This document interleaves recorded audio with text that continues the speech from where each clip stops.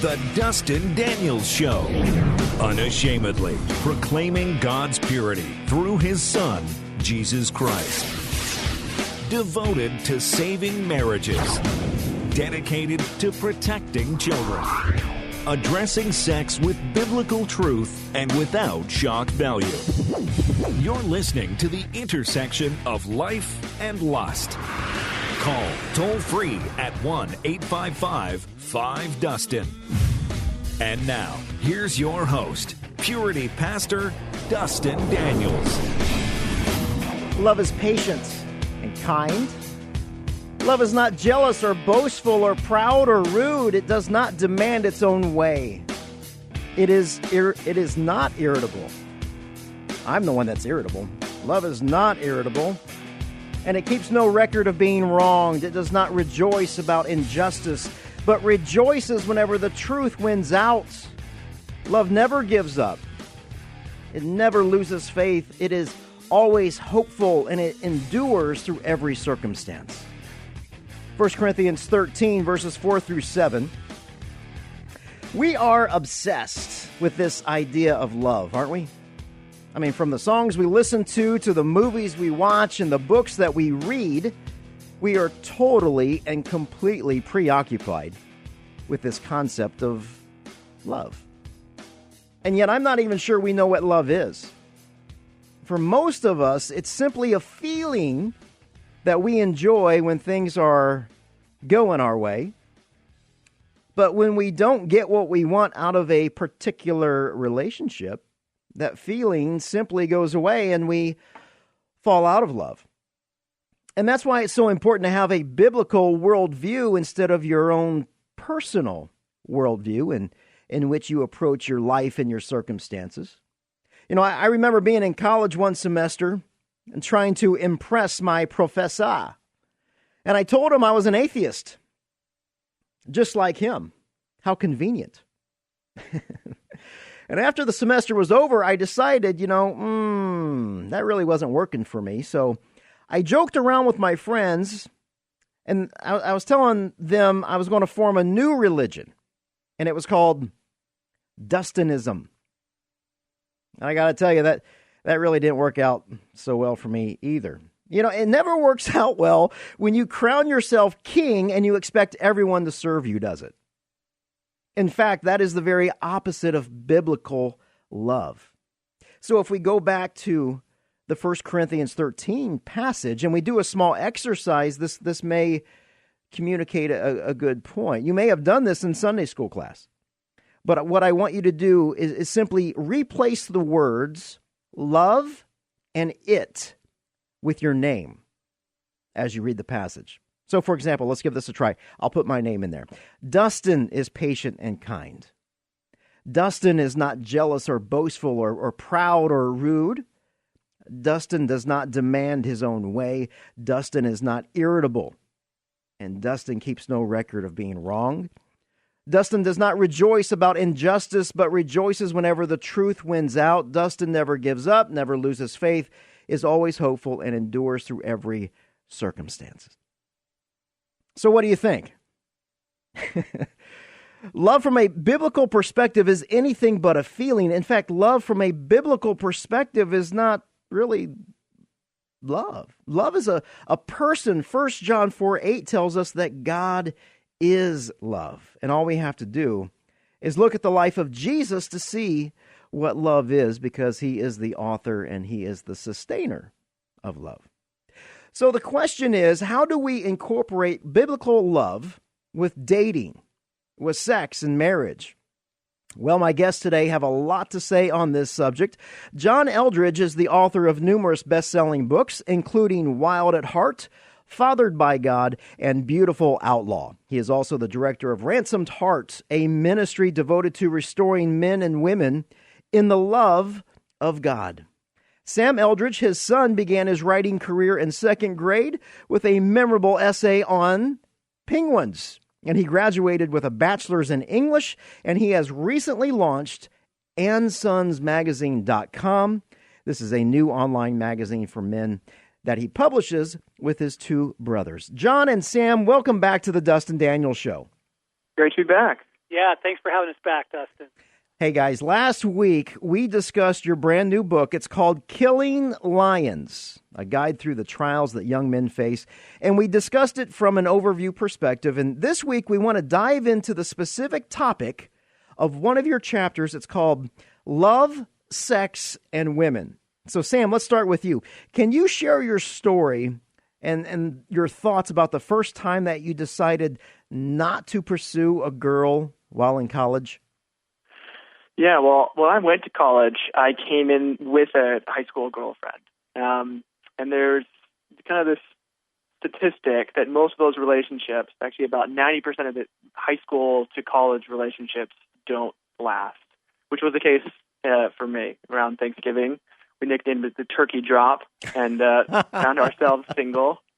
And I actually realized at that time that I had been focused on one girl or another pretty consistently since early middle school all the way up till college. And I didn't know what it was like to be Sam without Sam and somebody else. I didn't know what it was like to be a single person anymore. And so I really threw myself into the next couple of years as trying to explore what it's like to not base my identity off of being in a relationship. And it was really telling. I had become somebody who saw myself as kind of like a half person, and I needed the other half. I needed the girl to feel like I was whole, and it was a really good experience and choice to not pursue women for a little while. You write that it turned you into kind of a troublemaker. You know, it did. Eventually, when I started moving back towards women, I was actually shut down a couple of times by some close friends, and the message that was coming across was that I wasn't good enough, that I wasn't the kind of guy that was worth much. And I think I've been told that longer than I realized. So something in me just kind of decided that I was going to be somebody who wasn't willing to be hurt, but did the hurting. Turn into the guy who was trouble, turn into the guy who would just kind of hang out with a lot of different girls and, you know, never really commit to anybody and go on dates, but always just kind of be this free agent. And I think I did some damage those years. I'm not really proud of those actions, but I was definitely trying to separate myself from being somebody who was seen as vulnerable. I just knew that something in me as like a man just knew, like, I can't be soft. I need to be stronger than this. And it wasn't a good way to be handling women. Did you see your friends doing that as well? Some guys I knew and kind of, you know, respected the guys who don't seem to get hurt and could really just date any girl that they wanted. Other guys I knew, we actually called them kind of the heroes. They're a little bit more like Don Quixote, unfortunately, because they would get into relationships where the girl would be broken and be like needing him, and a guy wants to come through. You want to say the right things. You want to be the guy who helps her when she's hurting, and that got a lot of guys I knew into sticky situations. You know, you don't tell the girl that you love her just because you know she wants to hear it, and so you're going to be kind, because down the road when you have to tell her later that you actually don't, you're going to be doing 1,000 times more damage. John, as Sam's father, were you aware of kind of what was going on in this phase of Sam's life, and how did you respond to that? You know, last week, Dustin, we talked about identity. Here's the deal. Every man needs to know that he has what it takes. This is the core of men. Why guys ride, you know, fast motorcycles and jump off bridges and, you know, want to be amazing. Why little guys wear the Spider-Man outfits, right? They want to be Jedi Knight, right? This is core. A man wants to know he's strong, and he wants to know he has what it takes. The problem is you cannot go to the woman to get the answer to that question. And as Sam was describing the first part of his story, you know, I was watching that happen, that, you know, always needing a girlfriend, always being in relationship. I could tell that he was looking to her for a sense of validation. And I knew that was going to crash, and you never want to see your kids hurt, ever. And when that first serious relationship broke up, you know, I knew it hurt him. But I was also hopeful. I was hopeful that it would free Sam to discover who he is as a man apart from a girl. Because this is kind of the core thing of loving. When you were reading Corinthians at the top of the show, a man does not go to a woman to get his sense of strength. He goes to a woman to offer it. You offer your strength there. And until you get that sorted out, it's going to be messy, whether it's dating or marriage, right? Oh, absolutely. Huge. Absolutely. I know I hated watching Sam go through the process, but I was really hopeful that the end of the process would be Sam with a sense of self as a son of God, as a strong man. And I mean, you ought to see the girl that he married is phenomenal. She's amazing. She's intelligent. She loves Jesus. She's beautiful. And Sam was able to win her, and he's a great husband now because he sorted through those issues. You write, John, that there's no such thing as recreational dating. Can you say more? Yeah, this is really big, gang, because two hearts are involved. And as Sam was saying, like, somebody's going to get hurt, and there's a place for dating in the sense of getting to know the person. You don't want to marry somebody you have no idea who they are, right? And we've seen that, by the way. We've seen Christians do that, where, well, we just felt like God was in it, and they married one another. They didn't even know each other, and then that thing blows up in 6 months. So there's a place for getting to know one another. But recreational dating, where you're just kind of out there, using the thrill of the relationship, using the identity of having a boyfriend or girlfriend, right? That's super important in high school and college, right? To be the one they're in a relationship, but you're using them. And as Sam said, when time comes to move on, you've got to remember their heart is at stake. And you don't want to go around breaking hearts. Today on the show, John Eldredge and his son, Sam Eldredge. They are authors of a brand new book. It's called Killing Lions, a guide through the trials that young men face. And what this book is, it's a conversation that John and Sam had through the college years and Sam's early career. Amazing conversations. Questions from a son to a godly father. Visit more at killinglions.com. When we come back, we're going to find out Sam's perspective, sex in college. The definition of a perfect storm is a confluence of events that drastically aggravate a situation. In other words, children. Grace-based advice from Dr. Tim Kimmel on today's Family Matters Minute. In the New Testament, when Jesus called the Apostle Peter out of the boat to join him on a walk across the surface of the stormy lake, you know it must have been terrifying. The wind howled, and white-capped waves bigger than their boat rose around them. Yet, as long as Peter kept his eyes on Jesus, none of that mattered.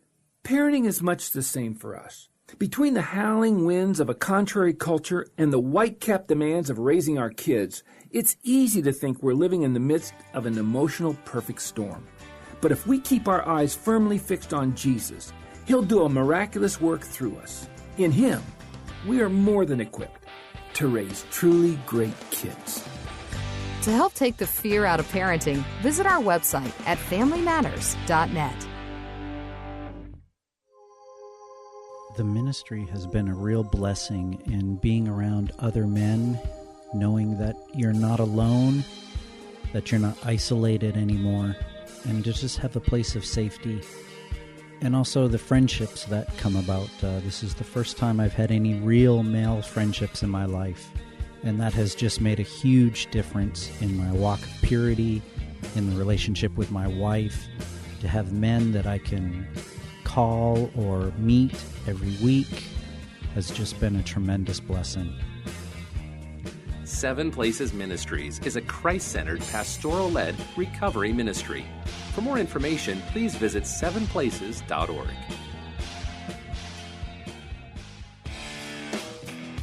Hey, this is Christopher West, author of the book Fill These Hearts, God, Sex, and the Universal Longing, and you are listening to The Dustin Daniels Show. And if you missed that show with Christopher West, all you have to do is visit DustinDanielsRadio.com or simply do a search within iTunes for my name. Thank you so much for your prayerful and your financial support of this radio ministry. This radio show is an outreach of Seven Places Ministries. Seven Places is a Christ-centered, pastoral-led recovery and transformation center that specializes in sexual wholeness. I'm the founding pastor of the ministry, and once again, thank you so much for your prayerful and your financial support. Today on the show, my privilege to be speaking with John Eldredge and Sam Eldredge. We are talking about their brand new book. It's called Killing Lions, a guide through the trials that young men face. You can check them out at killinglions.com. And Sam, right before the break, we wanted to talk about your perspective of getting physical too quickly. What this whole idea of sex in college, did you see that really help or hurt relationships? You know, the whole topic of sex is one that we jumped into eyes open, just knowing that it's one of those things that we're asking questions about and we want to know. And the message that a lot of young guys are hearing from pulpits these days is just don't do sex, all of those sex drives, you need to get a lid on it and just, bottle it down, keep it under wraps. And that's caused a lot of guys to kind of push back against it and decide that they're going to do things their own way. And I think it's becoming, more and more common for couples to be sexually active just kind of all the time. And what I saw was that breaking that rule that was extended from the pulpit was, and actually biblically, but the effect of it was emotional. The effect was the heart. The effect was how it would affect the relationship internally and each person internally. And I saw it do significant damage to a lot of different people. Some guys I knew used sexual intimacy as a stopgap for other areas in their relationship that wasn't really operating very well. They kind of wouldn't do a whole lot together except just hanging on the couch or in the bedroom, and that was sort of it. That was their whole relationship. And I think any normal person, any healthy person would say, you need more there. But for the first time, that feels like enough. And I think we wanted to address this topic as not just a right and a wrong, and that's as deep as we'll go, but like why it's so powerful is because of its effect on your heart and its effect on your identity and its effect on your relationship with that other person and with God. John, why do these young people, these high school and these college-age kids, why must they hear things like, simply holding a girl's hand or kissing them? We want to be real careful with that. What does that actually communicate to the woman? This is a big part of Killing Lions, is talking about the difference between men and women. And guys, you got to understand, she does not look at the world like you do. And holding hands to a woman, an incredibly romantic experience. I mean, she's going to be swept up into a Hollywood movie, right? And making out, kissing, that kind of thing. You are communicating things like commitment. You're communicating, I am here for you and I'm not leaving, right? She is picking up all kinds of messages in that frankly, most guys aren't intending on following up on, right? So the thing about the physical is you can't take two pieces of paper and glue them together and then later try and separate them. You don't end up with whole people. It tears it apart. The physicality, the emotion, what Sam was talking about, the heart issues, like you get intertwined as beings, as people. You really do get glued together, and then you try and separate that later, and damage is done. I'll guarantee it every time. And so we're trying to just help guys understand, let's approach this from the heart. Not just do's and don'ts, not just right and wrong, not just stop it. Let's approach it from the heart. What kind of man do you want to be? What kind of man do you want to be? And what kind of man do you want to be towards women? Yeah, one of the most imperative things that I always tell young women, John, is that the most attractive thing for you to look at is for a prayerful man, a man that's on his face every single morning, thanking God for his next breath, and someone who's quick to say, I'm sorry, and repentant, and everything else falls into place. Once you fall in love with Jesus like that, everything falls into place, right? You know, it's huge because it goes back to the core issue of love, right? Where are you getting love from? Because if you're drawing love from God, you're going to be grounded as a person. But if you're looking for love, you know, in the next relationship, the next makeout session, the next person that thinks you're amazing, it's a train wreck waiting to happen. That's why it's so important to have a man or a woman who's grounded first in God, because you don't want them looking to you to be their God and to come through for them in all of their heartache and their need. And like, oh my goodness, that is a nightmare of a relationship. The beautiful thing about finding someone who's deeply committed to Jesus is that they're grounded in something bigger than you. You know, whenever I have that conversation with young people about holding hands and kissing and all that, they kind of roll their eyes at me like, yeah, we know, Dustin, you're the old guy. But let's talk about the M word. And as a church, we really don't like to talk about the M word, masturbation and fantasy. From your perspective, what's wrong with fantasy and masturbation? I've never seen it make a man stronger, and I've never seen it make someone more loving. See, again, let's don't come into the door for a moment of like do's and don'ts. Let's come through the door of the heart for a minute, because what's going on there, it is an incredibly self-centered act. But love is never self-centered, right? I mean, true love, and everybody wants love. Like, look, we're talking about the kind of healthy relationships you do want. We're trying to help you towards good, solid relationships. Everybody wants that. The problem with masturbation is it's totally self-centered. It's very isolating. It really is saying, I don't need you, right? I don't need you. And so what we're trying to shift the focus for guys is this will not build a sense of strength in you. Never seen it make a man stronger. I've never seen it make a man feel better about himself. Never. Right? And I've never seen it make someone more loving. So you just kind of, again, it kind of comes back to who do you want to be? Who do you want to be? What's the kind of man that you want to be in the world?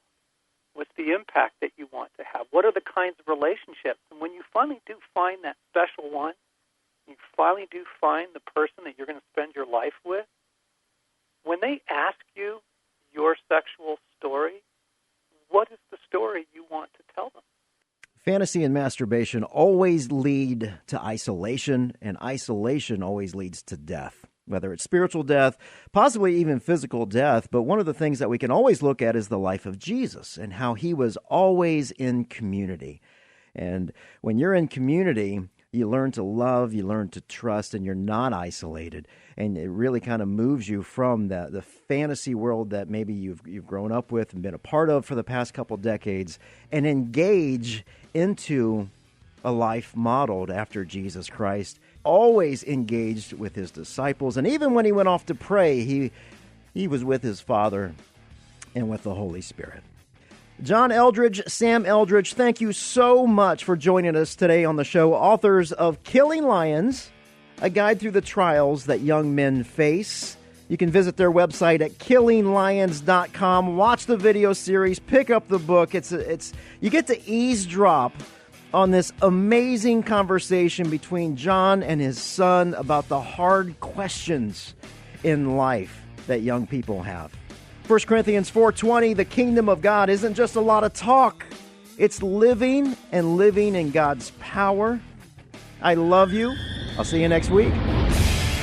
The Dustin Daniels Radio Show is designed to provide accurate and authoritative information with regard to the subject matter covered. This information is given with the understanding that neither the host nor the station is engaged in rendering counseling advice for your personal situation.